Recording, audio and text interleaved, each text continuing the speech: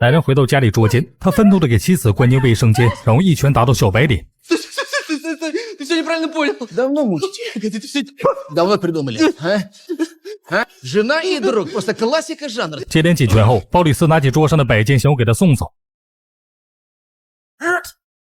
切得很轻的在背后给了他一刀，果然最毒妇人心。看着垂死挣扎的鲍里斯，阿历克谢拿起刀送到最后一程。没多久，鲍里斯再次从野外复活，这已经是他第2次死亡了。背部的刀伤是他妻子和他姘头所为，额头的枪伤目前还不知道，所以他要查明真相，第一个杀了自己的人是谁。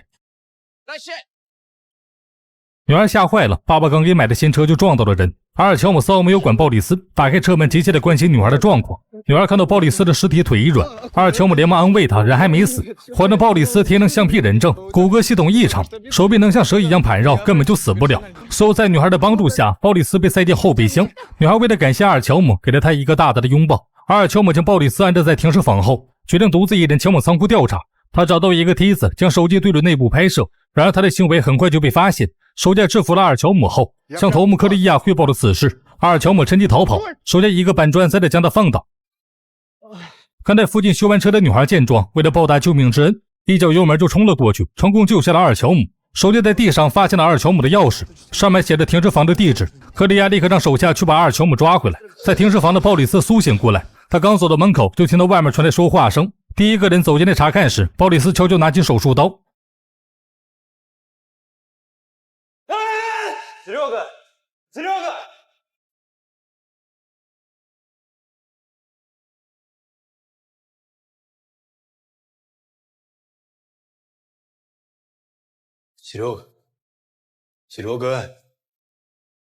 Серега!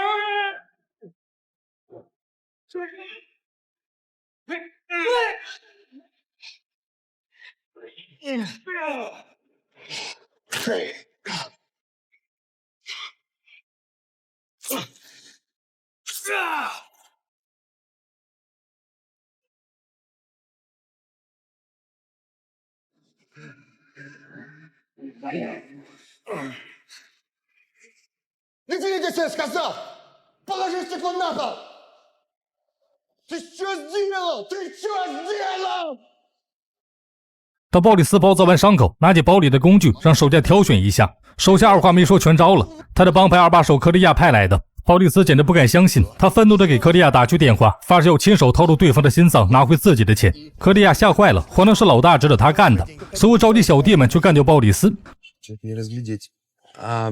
Можете экран чуть поярче сделать? Так, норм? Блин, нет.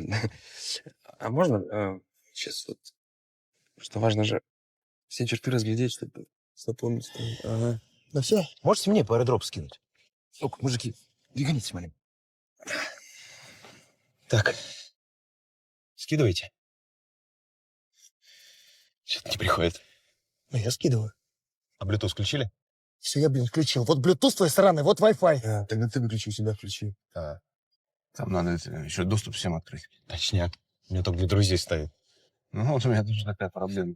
Реально бесит. И мне еще раздражает, когда присоединяется. Ну что, охренели, что ли, все? 鲍里斯决定先下手为强，主动找到黑帮老大质问对方。威克抢走了自己辛苦攒下的血汗钱，还妄图杀人灭口。黑帮老大一脸茫然，反驳道：“如果他真的想杀鲍里斯，早就动手了，根本不会等到现在。”就在这时，克利亚持枪走了出来。鲍里斯立刻意识到这一切都是克利亚搞的鬼。克利亚有一点没想通，这里明明照着鲍里斯后脑勺开的枪，他是怎么活下来的？ Это что значит? Деньги твои я забрал. Аккуратненько их стопочками дома поставил. Они своим присутствием помогают мне чувствовать уверенность в завтрашнем дне. Ты что, охренел, что ли, Коль? О, Борь, кстати, спасибо тебе огромное, что ты его убил. Коль, послушай меня внимательно. Я хочу тебе кое-что пообещать. А тебе лучше поверить, потому что все произойдет так, как я сейчас тебе скажу. Я вернусь за тобой. Я приду к тебе домой. И когда ты спишь, я разорву твое лицо вот этими собственными руками. И когда я...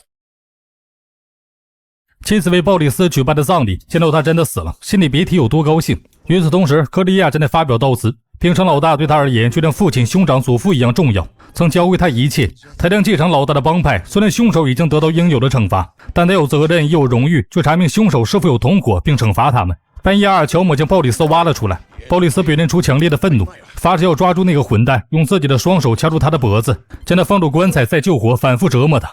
阿尔乔姆想要劝他放弃，鲍里斯却坚持要杀了克利亚，拿回自己的钱。克里斯蒂娜插话说，他死太多次了，而且最近流的血越来越少，两人都担心鲍里斯复活的次数是有限的。克里斯蒂娜研究过这个问题，认为鲍里斯可能是吸血鬼、狼人或者凤凰鸟，建议找专家咨询一下。鲍里斯决定暂缓报仇一事，想把自己不死之身的事搞明白。克里斯蒂娜在网上预约了几位有特殊能力的人，随后他们开始通过视频连线咨询。第一位通灵师看到了吹着鲍里斯的妻子出轨问题，第二位声称鲍里斯运势不佳，碰上了不干净的东西，试图推销他的法术服务。越听越邪乎，鲍里斯直接关了笔记本电脑，不想再听这些骗子胡说八道。所以鲍里斯又在两人的生拉硬拽下，在线下找到了一位大师。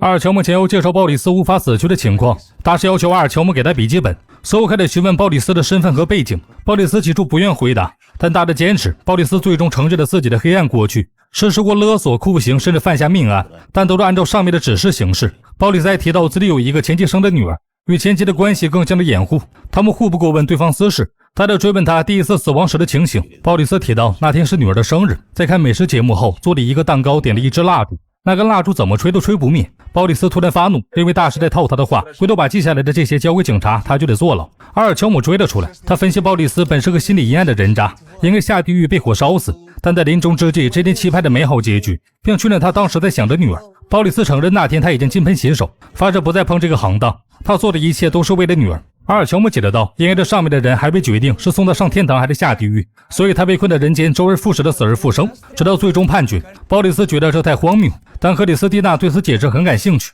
认为鲍里斯就是活生生的证据。大师提议可以检测血液的魔法反应，但阿尔乔姆表示鲍里斯的血液早已不再流动，身上的淤青也不再形成，且状态越来越差，而且鲍里斯已经感觉不到疼痛。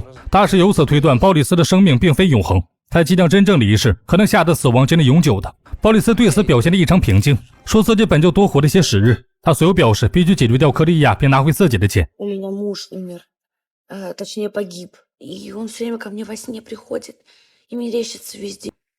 Вот. Да вы там охренели, что ли? А что я не так делаю? Сначала этот пырь звонит, говорит, бессмертный. Теперь ты мне говоришь, что во снах является. Заняться вам больше нечем, да? Пошла в жопу. Деньги я не верну. 鲍里斯单枪匹马闯入克利亚的公寓，成功找到了自己的血汗钱。正准备枪杀克利亚时，却听到克利亚在电话里命令手下绑架了阿尔乔姆。鲍里斯只好先放弃暗杀克利亚，转头去营救阿尔乔姆。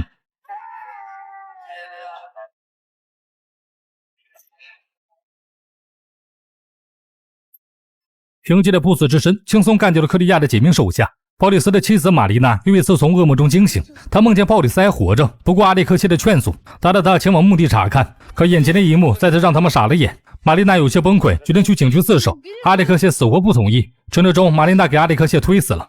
另一边，警方根据那3名死者的身份查到了克利亚的帮派，发现帮派实体洗钱和非法货物交易，并逮捕了一名重要成员瓦连京。克利亚得知瓦连京被捕并准备作证后，他雇佣了外地的杀手，计划袭击警局进行灭口，目标是一个不留，包括警察、证人、无关人员。鲍里斯为了家人得到安全，给克里斯蒂娜和阿尔乔姆的母亲送到外地躲一段时间。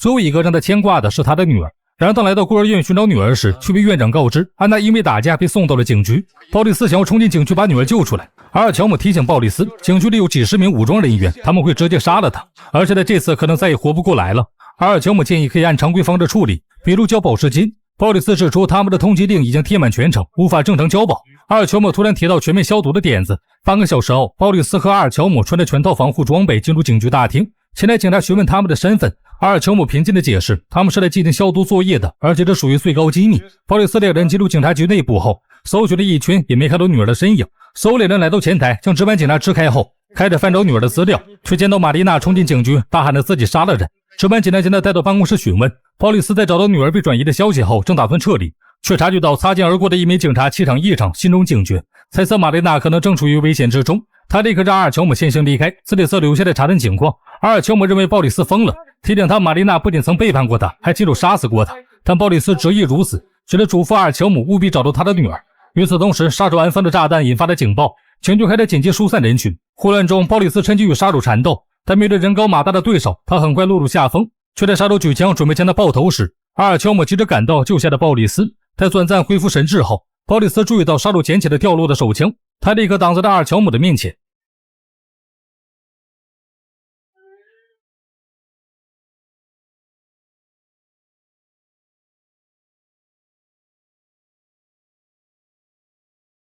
鲍里斯2枪打破气罐，干掉了杀手。Это красота.